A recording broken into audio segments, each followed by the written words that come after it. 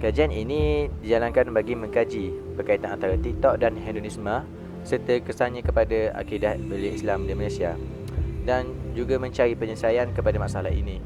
Kajian ini berfokus kepada pemahaman belia mengenai apa itu TikTok dan hedonisme serta sejauh manakah pemahaman belia terhadap TikTok dan hedonisme ini. Kajian ini dilaksanakan secara atas talian di atas faktor wabak COVID-19.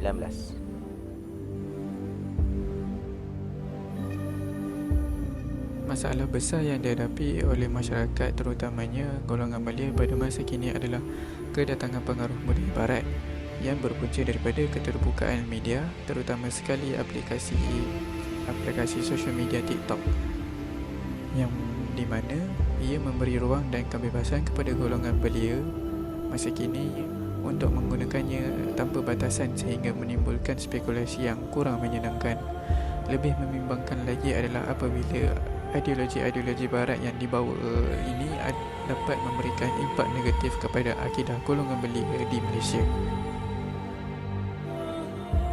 Tujuan kajian ini adalah untuk mengenal pasti kefahaman rakyat Malaysia tentang pengaruh hedonisme dan juga penggunaan aplikasi sosial media seperti TikTok terhadap remaja di negara Malaysia.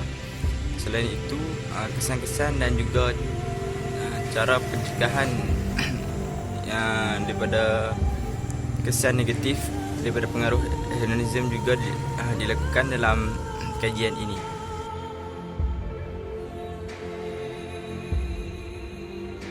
Kajian ini melibatkan kesemua rakyat Malaysia dan ia merujuk kepada bilangan responden yang telah menjawab tinjauan ini. Mereka telah mewakili reaksi keseluruhan rakyat Malaysia. Mesej ini pada mulanya hanya dihantar kepada orang terdekat di dalam setiap ahli kumpulan yang berlainan negeri asal, iaitu Selangor, Kelantan, Kedah, Negeri Sembilan dan Terengganu. Ini termasuklah ahli keluarga, kerabat, sahabat sekerja, rakan daripada universiti yang berlainan dan ramai lagi yang terlibat dalam menjawab soalan-soalan tinjauan ini. Oleh itu, keputusan kajian ini boleh digeneralisasikan kepada kesemua rakyat Malaysia. Seterusnya, jumlah responden yang telah selesai menjawab adalah sebanyak 36 orang. Secara keseluruhannya, rata-rata peratusan jantina responden yang menjawab ialah 61.1% bagi perempuan dan juga 38.8% bagi lelaki. Sebanyak 91.7% iaitu majoriti berasal daripada golongan belia dan mahasiswa yang berumur 18 hingga 20 tahun. Diikuti pula dengan 8.3% daripada golongan dewasa yang berumur 21 hingga 23 tahun dari keseluruhan responden. Maka purata keseluruhan responden yang menggunakan aplikasi media sosial dalam kehidupan seharian ialah 4.25. Maka kesimpulannya, secara ringkas, kebanyakan responden yang merupakan golongan belia dan golongan dewasa yang berkemungkinan golongan mahasiswa telah menyatakan bahawa budaya TikTok dan hedonisme sangat berkait rapat dan memberi impak kepada akidah dan etika golongan belia Islam di Malaysia.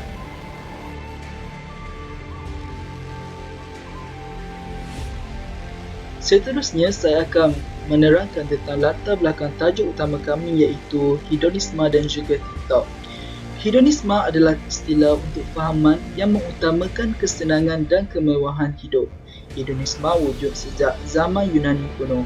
Tokoh pertama yang mengajarkan hedonis adalah seorang filosofi yang bernama Demokritus. Beliau berpendapat bahawa kesenangan sebagai tujuan utama di dalam kehidupan ini.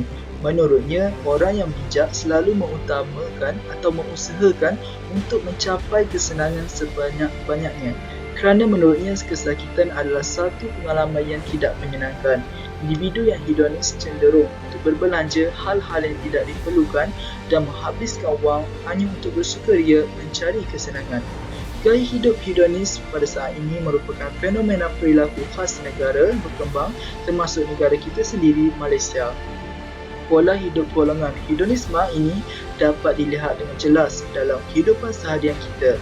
Hedonisme tidak hanya melibatkan orang dewasa yang sudah bekerja, tetapi dari remaja sehingga orang yang sudah berumur tak luput dari gaya hidup hedonisme.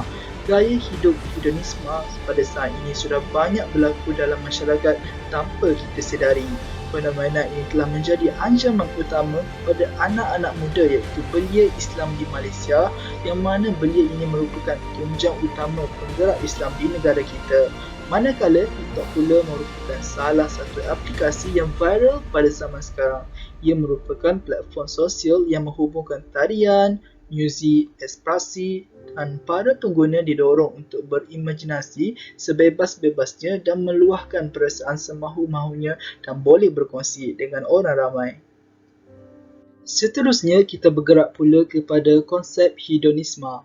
Hedonisme merupakan suatu pola pemikiran yang menyatakan bahawa memaksimumkan keseronokan adalah perkara terbaik dan amat disukai dalam kehidupan manusia di alam ini. Istilah hedonism ialah cantuman daripada dua perkataan iaitu hedoni dan isme.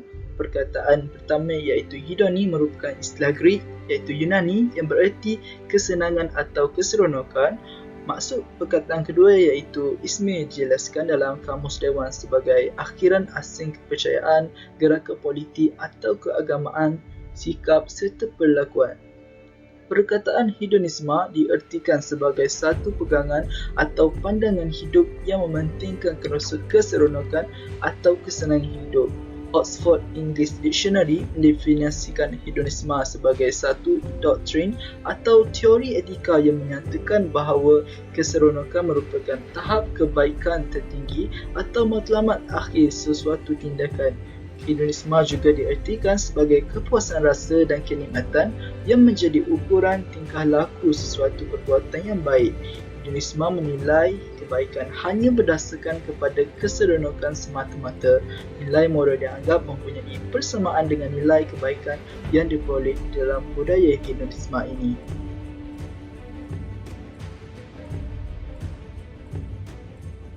Hedonisme merupakan satu ancaman bahaya yang menyerang umat Islam dari segi gaya hidup.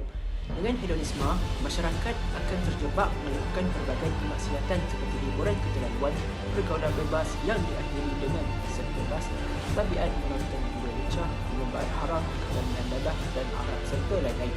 Semua ini bercanggah dengan sifat-sifat sebagai orang yang beriman yang sentiasa bertakwa dan takut untuk melakukan sebarang kemaksiatan terhadap Allah SWT.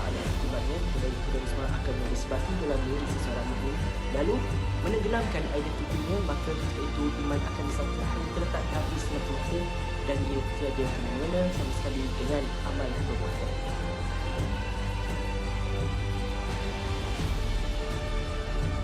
Saya hari ini adalah implikasi hedonisme terhadap etika. Etika berasal daripada perkataan Greek iaitu ethos yang bermaksud perangai atau kepribadian. Etika juga mencerminkan akhlak, tingkah laku dan adab seseorang tersebut. Banyak implikasi hedonisme kepada etika yang sudah kita ketahui. Antaranya adalah membentuk hati yang keras, sifat sombong semakin membuat dan juga mendorong kepada membuat perkara jahat. Satu, budaya hedonisme ini menetapkan kemewahan, keseronokan dan kenikmatan adalah salah satu elemen penting dalam hidup. Kemewahan menjadikan manusia yang sedar atau alpa dan merosakkan hati umat Islam kita. Maka dengan senang, hiburan dunia mengapalkan mereka daripada membuat amal jariah. Kedua, hedonisme dapat membentuk sifat sombong yang kuat dalam diri seorang Muslim. Pada masa kini, hiburan dunia dapat disediakan kepada manusia di tahap yang sangat membimbangkan. Disebabkan perkara tersebut, anak muda lebih bersikap tertutup dan hanya mahu berdiam diri dalam bilik untuk bermain telefon. Ini dapat membentuk sifat sombong dalam diri anak muda, dan apabila sahabatnya mengajak untuk membuat amal jariah, dia menolaknya demi memuaskan hatinya di alam maya.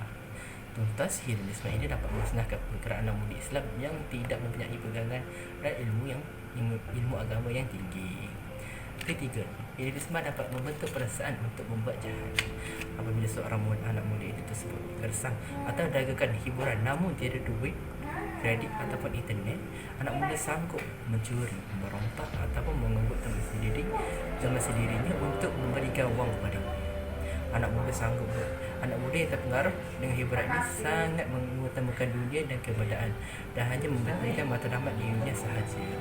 Era kini, ramai anak muda yang hanya mengejar sifat dunia dan bersifat materialistik sehingga sanggup mengadakan maruah badan ibu bapa dan juga ibu bapa sahaja demi menambahkan poket mereka sahaja. Pada zaman yang serba canggih ini, TikTok merupakan aplikasi yang tidak asing lagi kepada remaja kerana ia seolah-olah telah menjadi satu trend dalam kehidupan seharian anak-anak muda. Tidak terkecuali, aplikasi TikTok ini juga digunakan oleh orang dewasa sampai kepada peringkat kanak-kanak, tidak hanya terbatas kepada remaja. Melalui aplikasi ini, semua orang bebas mengekspresi diri mereka kepada publik, sama ada dalam bentuk kekayaan, kecantikan, kreativiti, bahkan ada yang sampai sanggup mempamerkan badan mendedahkan bahagian tubuh mereka, terutama golongan perempuan. Semua ini dilakukan untuk meraih followers dan like semata-mata. Hal ini kerana bagi mereka, like dan followers yang banyak boleh memberikan mereka populariti dan darjat dalam kehidupan sosial mereka. Jika mereka mempunyai banyak followers dan like, perkara seperti itu nampak gah di mata mereka. Bahkan ada yang beranggapan bahawa jika bermain TikTok dan buat video-video tidak berkualiti seperti joget-joget, pakai baju ketat seakan-akan mengikut trend semasa. Inilah budaya hedonism yang dibawa oleh aplikasi TikTok ini. Seolah-olah pujian yang dilontarkan oleh netizen itu sangat penting bagi mereka berbanding perintah Allah Subhanahu Wa Taala. Mereka menjadi begitu cinta dan mereka menjadi begitu cinta akan dunia dan lalai dalam mengejar nikmat di dunia yang sementara ini. Seterusnya, saya akan merumuskan bahagian kesimpulan akhir laporan kajian ini. Bahagian ini terbahagi kepada 3, iaitu kesimpulan, cadangan dan harapan. Untuk kesimpulan, berdasarkan penyelidikan dan analisis dari Jabatan Kajian, jelaslah bahawa ideologi hedonisme ini mampu menggugat akidah umat Islam dan membawa kesan negatif terhadap etika masyarakat di Malaysia, terutamanya golongan remaja dan belia. Tindakan yang tegas dan segera perlu diambil agar penyebaran ideologi ini dapat disekat dan tindakan pemulihan dapat diambil. Saya ingin tekankan, aplikasi TikTok sememangnya mempunyai impak yang negatif, namun ia bergantung kepada cara kita menggunakannya. Seterusnya, antara cadangan agar penyebaran ideologi ini dapat disekat adalah dengan pendidikan awal. Ibu bapa harus memantau aktiviti harian anak-anak supaya anak tidak terjebak dengan budaya yang negatif. Ibu bapa juga perlulah mendidik anak-anak dengan ilmu agama yang secukupnya agar tidak mudah terpengaruh dengan budaya yang tidak sepatutnya. Selain itu, diskusi-diskusi ilmiah dan program keagamaan perlulah diperbanyakkan agar masyarakat sedar mengenai kesan dan impak ideologi hedonisme. Di samping itu, para da'i perlulah menggunakan medium yang sama untuk memurnikan media sosial ataupun menggantikan pengaruh negatif ideologi tersebut kepada pengaruh yang positif. Akhir kalam, sebagai seorang Muslim, saya berharap agar belia Islam dapat mengamalkan cara hidup Islam yang sebenar-benarnya. Kini, dunia dipenuhi dengan pelbagai cabaran yang mendatang tanpa mengira bentuk. Tanpa pegangan ilmu agama yang mantap, kita akan hanyut dengan hiburan di dunia ini. Para pemuda haruslah ingat bahawa Islam membenarkan kita mencari kebahagiaan dalam hidup, namun perlulah berpada-pada. Saya juga berharap agar para belia menggunakan media sosial dengan sebaiknya agar media sosial dapat digunakan untuk meraih rahmat Allah. Sampai di situ sahaja. Wabillahi taufiq wal hidayah. Wassalamualaikum warahmatullahi wabarakatuh.